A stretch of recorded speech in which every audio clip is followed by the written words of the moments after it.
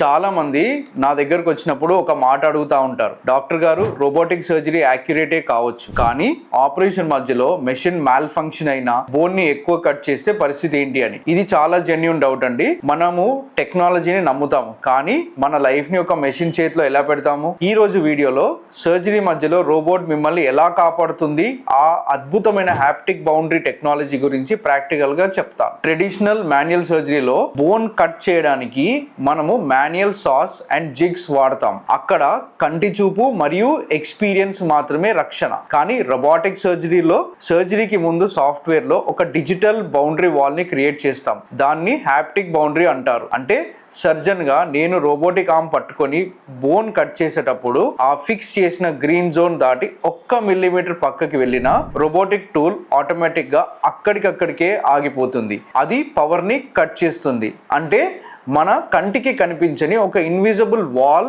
అక్కడ ఉన్నట్టు అన్నమాట. దీని వల్ల వచ్చే లాభాలు ఏంటో తెలుసా? మోకాలు చుట్టూ చాలా ఇంపార్టెంట్ అయిన బ్లడ్ వెజల్స్, నర్వ్స్, ఇంకా మేజర్ లిగమెంట్స్ అండ్ మజిల్స్ ఉంటాయి. మాన్యువల్ సర్జరీలో పొరపాటున వాటికి చిన్నగా టచ్ అయినా బ్లీడింగ్ అవ్వడం లేదా రికవరీ లేట్ అవ్వడం జరగవచ్చు. కానీ రోబోటిక్ అసిస్టెన్స్ ఉన్నప్పుడు ఆ సాఫ్ట్ టిష్యూస్ కి 100% ప్రొటెక్షన్ ఉంటుంది. రోబోట్ ఆ బౌండరీ లైన్ ని దాటేయదు, కాబట్టి బ్లడ్ లాస్ అనేది దాదాపుగా ఉండదు. అందుకే రోబోటిక్ జాయింట్ రీప్లేస్మెంట్ అనేది కేవలం యాక్యురసీ కోసం మాత్రమే కాదు, ఇది మీ సేఫ్టీ కోసం వచ్చిన ఒక వరప్రసాదం. హ్యూమన్ ఎర్రర్స్ కి అస్సలు స్కోప్ లేకుండా చేసే వరల్డ్ క్లాస్ టెక్నాలజీ ఇది. మీకు కూడా మోకాలు సర్జరీ సేఫ్టీ గురించి ఏమైనా అనుమానాలుంటే వరంగల్లో మన ఫాతిమా హాస్పిటల్ కి వచ్చి లైవ్ గా ఈ టెక్నాలజీ ఎలా పనిచేస్తుందో మా టీం ని అడిగి తెలుసుకోవచ్చు. మీ ఎక్స్రేస్ ని కింద ఉన్న వాట్సాప్ నంబర్ కి పంపండి. నమస్కారం.